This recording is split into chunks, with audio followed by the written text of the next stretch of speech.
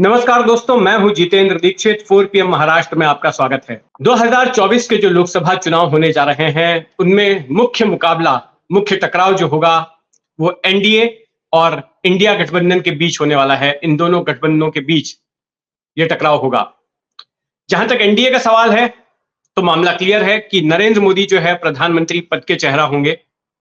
2 term वो कर चुके हैं बतौर प्रधानमंत्री और अब तीसरी टर्म की तैयारी कर रहे हैं। लेकिन सवाल यह है कि आखिर इंडिया गठबंधन की तरफ से कौन हो सकता है प्रधानमंत्री पद का चेहरा। अब तक ना तो इस बात को लेकर चर्चा हुई है और ना ही कोई नाम तय हुआ है। लेकिन कल के दिन संजय राउत जब मीडिया से मुखातिब हो रहे थे, शिवसेना उद्धव ठाकरे गुट के सांसद और प्रवक्ता संजय राउत जब मीडिया से मुखातिब हो रहे थे, तब किसी ने उनसे पूछा कि जिस तरह से एनडीए में प्रधानमंत्री पद का चेहरा मौजूद है, तो क्या आपको नहीं लगता है कि इंडिया के पास भी एक प्रधानमंत्री पद का चेहरा होना चाहिए? तो इस पर संजय राउत ने गोलमोल जवाब दिया, लेकिन वो गोलमोल जवाब देते देते उन्होंने अपने मन की बात भी कह दी। उन्होंने कहा कि देखिए, इस बारे में अभी चर्चा हुई नहीं है और चर्चा होगी और मैं कुछ ऐसा नहीं कहना चाहता जिसकी वजह से विवाद हो। लेकिन उद्धव ठाकरे भी एक राष्ट्रवादी नेता हैं, एक हिंदुत्ववादी नेता हैं और इशारा किया कि उनके नाम पर भी चर्चा हो सकती है। तो अगर संजय राउत ये बात कह रहे हैं कि अगर एक तरह से वो इनडायरेक्टली प्रस्ताव दे रहे हैं कि उद्धव ठाकरे का नाम इंडिया गठबंधन की तरफ से पीएम पद के लिए हो सकता है, तो कहीं ना कहीं इसके पीछे उद्धव ठाकरे की स्वीकृति है। क्योंकि उद्धव ठाकरे जब भी कोई बात मीडिया से रखते हैं, तो जो पार्टी प्रमुख होता है उसकी अनुमति से या उसकी सहमति से ही रखते हैं। जब बाला साहेब ठाकरे हुआ करते थे शिवसेना प्रमुख, तब संजय राउत वही बातें बोलते थे जो ठाकरे चाहते थे। संपादकीय भी वैसा ही लिखा जाता था और लोग सामना में लिखे उनके शब्दों को बाला साहेब ठाकरे के शब्द समझते थे।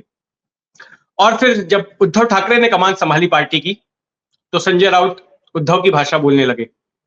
और साल 2019 में आप याद कीजिए कि चुनाव नतीजे आने के बाद से ही लगातार संजय राउत ये कह रहे थे कि मुख्यमंत्री तो शिवसेना का ही होगा, मुख्यमंत्री शिवसेना का ही होगा। हर रोज सुबह सुबह जब मीडिया वाले उनके घर पर पहुंचते थे उनकी बाइट लेने के लिए, तो एक लाइन वो जरूर बोलते थे। और ये उस वक्त बोल रहे थे जब औपचारिक तौर पर शिवसेना बीजेपी का गठबंधन टूटा नहीं था, हालांकि उनके बीच में बात बंद हो गई थी और गठबंधन के मुताबिक बीजेपी सबसे बड़ी पार्टी बनकर उभरी थी। शिवसेना से ज्यादा सीटें मिली थी, 105 सीटें बीजेपी को मिली थी, शिवसेना को 56 सीटें मिली थी। लेकिन फिर भी संजय राउत कह रहे थे कि मुख्यमंत्री तो शिवसेना का ही होगा। और आखिर में गठबंधन टूट गया, शिवसेना ने कांग्रेस एनसीपी से हाथ मिला लिया और मुख्यमंत्री शिवसेना का ही हुआ।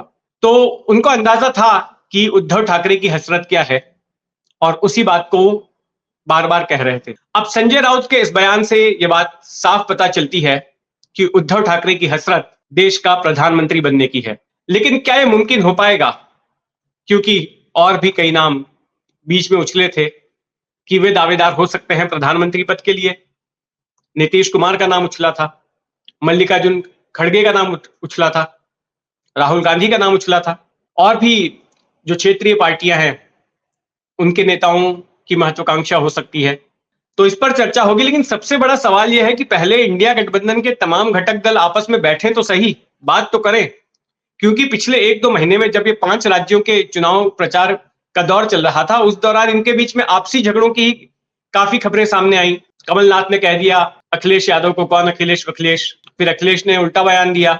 अब जब चुनाव के दौरान कांग्रेस का जो एरोगेंस दिखाई पड़ा, तो उसके बाद से अब नतीजों के आने के बाद जब कांग्रेस तेलंगाना को छोड़कर बाकी सब जगह चुनाव हार गई, तब कांग्रेस बैकफुट पर नजर आ रही है और जो बाकी के दल हैं वो कांग्रेस पर चढ़ाई कर रहे हैं। जैसे कि केरला की बात करें तो केरला के जो मुख्यमंत्री हैं पिनराई विजयन, उन्होंने कांग्रेस को आड़े हाथों लिया और कहा कि कांग्रेस ये तय करे कि उनको हमसे लड़ाई करनी है कि बीजेपी से लड़ना है, और अगर बीजेपी से लड़ना है तो फिर हमारे साथ में ऐसा क्यों कर रहे हैं, यहाँ पर केरला से राहुल गांधी को क्यों खड़ा किया जा रहा है।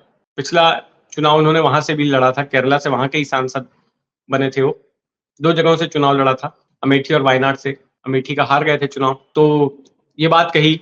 दूसरी तरफ पश्चिम बंगाल में तृणमूल कांग्रेस के मुखपत्र ने भी काफी तीखे शब्द कहे और कहा कि ये जिस तरह से कांग्रेस हारी है तो उसका नुकसान सभी को हो सकता है। तो कहीं ना कहीं कांग्रेस वीक हुई है, लेकिन कांग्रेस अभी भी सबसे बड़ी पार्टी है, इंडिया गठबंधन की सबसे बड़ा घटक दल है। और ऐसे में मान लीजिए एक हाइपोथेटिकल सिचुएशन में कि इंडिया गठबंधन को ज्यादा सीटें मिलती हैं लोकसभा चुनाव में, तो फिर ऐसे में कांग्रेस की ही दावेदारी होगी प्रधानमंत्री पद को लेकर। लेकिन वापस अगर हम उद्धव ठाकरे पर आए, तो उद्धव ठाकरे के बारे में 2019 तक किसी ने सोचा नहीं था कि वो मुख्यमंत्री तक का पद लेंगे।